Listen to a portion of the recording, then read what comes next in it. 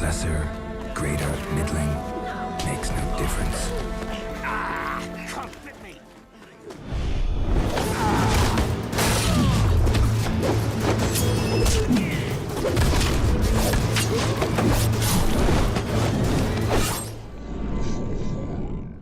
The degree is arbitrary, the definition's blurred.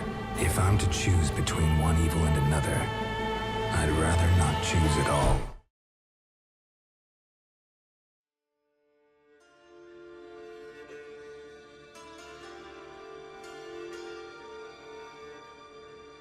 Geralt of Rivia is a figure so intricate and ambiguous that you could never truly decipher his already enigmatic sense of humanity, and the choices he's continuously faced with solidify that idiom.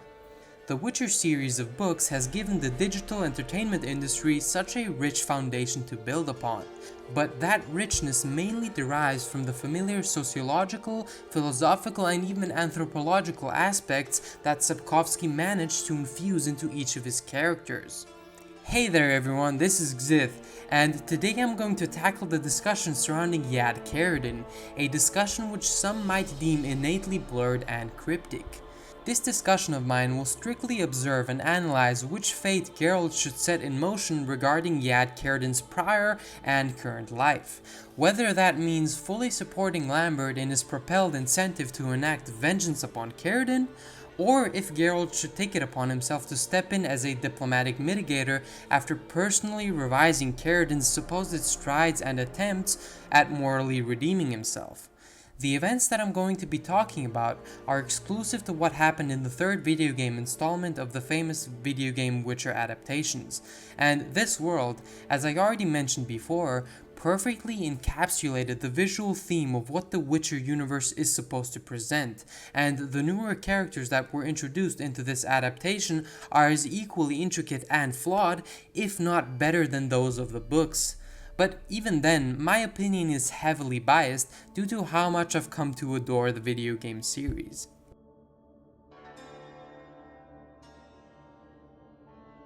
Moving on to the topic at hand, which is Jad Karadin.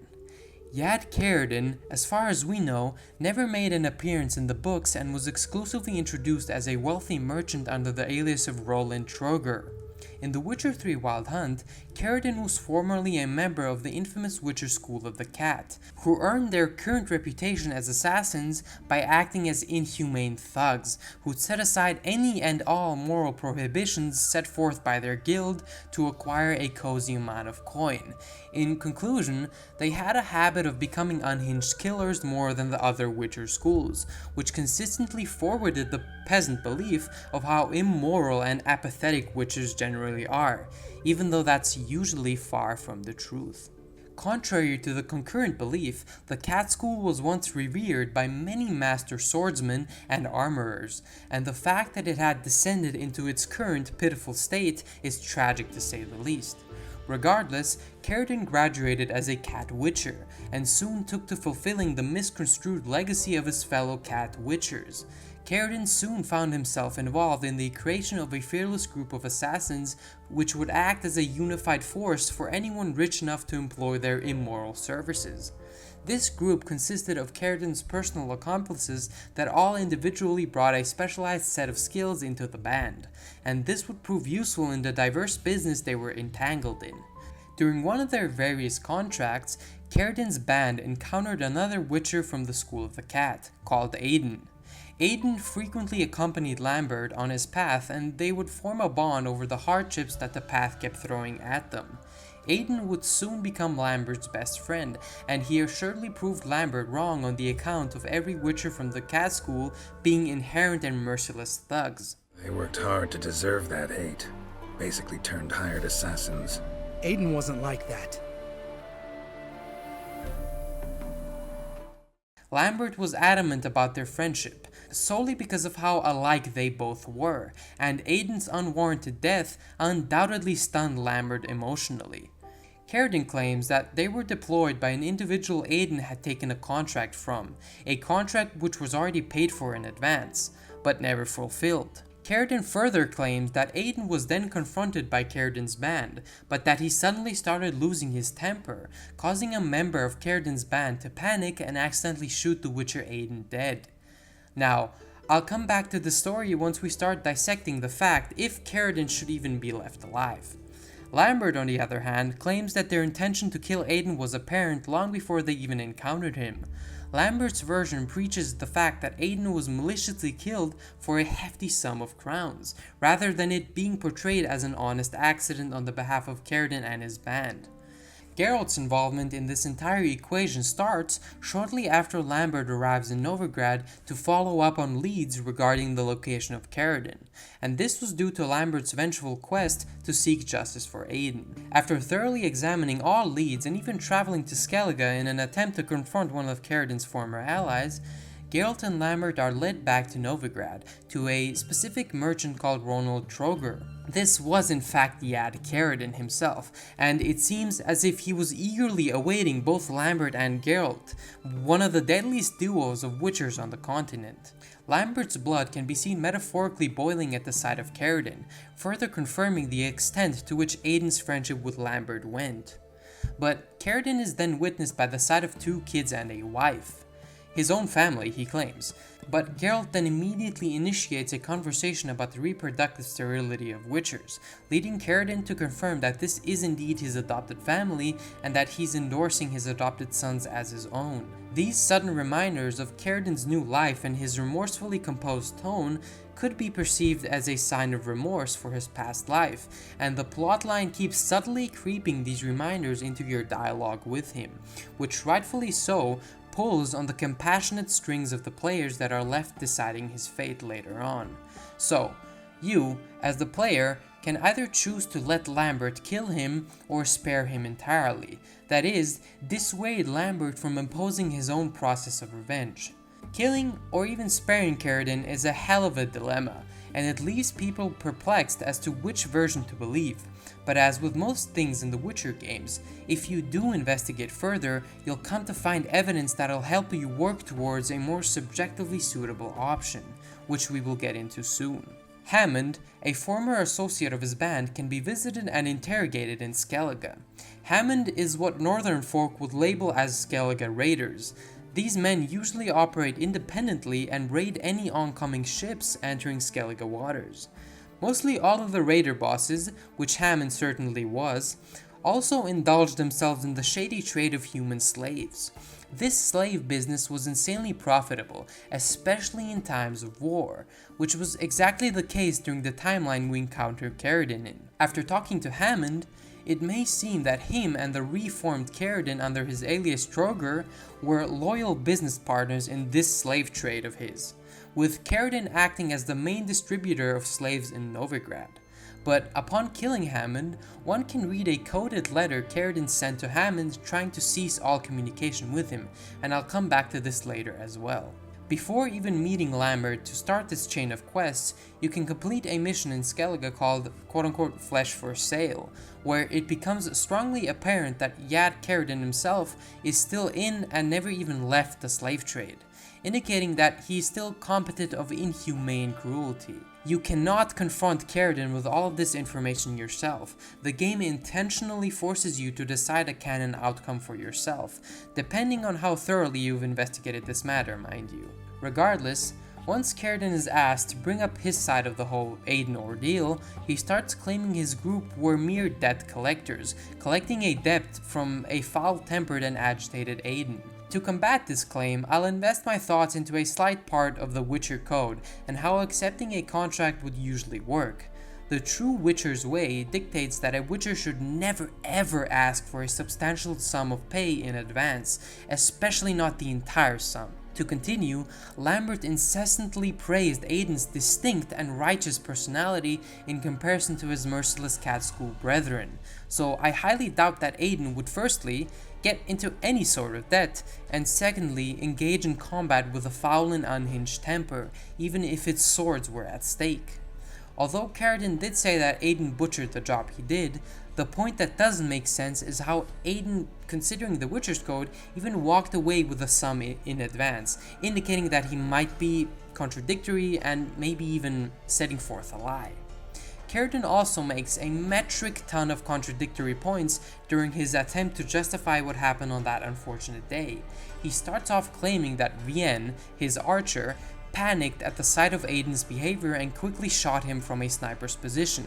Now, this claim reeks of feigning lies, mainly because of the status Vienne harbored. Vienne was a seasoned war veteran in the Scoia'tael. She had probably endured hundreds, if maybe not even thousands of years on high-pressure espionage operations involving the Scoia'tael. The fact that she'd panic at the sight of a Witcher, which was surrounded by her entire group, and herself being in an untouchable position, seems like a well-crafted and methodical lie. Later, she devised her own version of the story. To silence her guilt, I expect. To negate this and give Karadin the benefit of the doubt, he in fact could have been a friend of Aiden, and maybe they even knew each other well enough for Karadin not to wish him death, but he essentially marked himself for being the sole leader of that mercenary group, and he surely should be punished for further butchering the status of his Witcher school by choosing to keep the company of hardened murderers. Now, this is where the beloved quote I mentioned earlier comes into play. Geralt's entire system of determining one's fate and morality is closely based upon him constantly being forced to choose a lesser evil, either by a close acquaintance or a friend. Thus why he perpetuates the notion that he'd rather not choose at all if he had the option. But the factors that are at stake in this situation commit Geralt to either supporting Lambert or giving a morally grey figure the chance to live out the lie he so meticulously presented to Lambert. I would personally let Lambert kill Jad Karadin. Yes, Karadin did indeed start a new life, and yes, he regularly donates to Novigrad's various charities, but with what money? Being a jewel merchant during times of decisive war yields not even a fraction of the wealth Karadin currently has. His donations to the various foundations of Novigrad's charities are most likely just the proceeds he makes from his farce as being a merchant. The actual wealth he possesses comes from his slave trading business, but the amount we're talking about goes above and beyond even the underbosses of Novigrad. And that, my friends, is the actual financial status of Ronald Trogger, his alias. As you might suspect, an honest merchant has no way of swiftly earning that much wealth, and one might even debate that he's in criminal cooperation with those charities and foundations.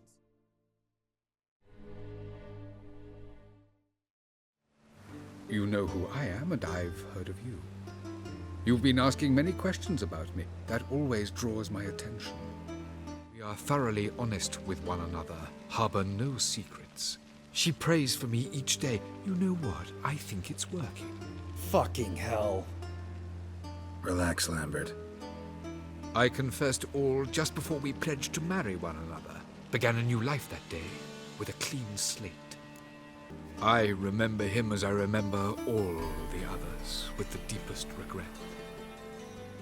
If you do look closely, Karadin's introductory segment and theatricalized manner of speech all signals to him deliberately creating these social defenses that would inadvertently challenge one's impression and approach of this situation. I mean, look at it this way: the adopted family, the charity contributions, and lastly, the forgiving tone of his voice. Now, I'm not claiming to be a certified psychologist here, by no means, but I will quote a certain wiki commenter who made an imperative point whilst I was researching stuff for this video. He said that, quote-unquote, Karadin uses several argumentative systems which indicate sociopathic character traits.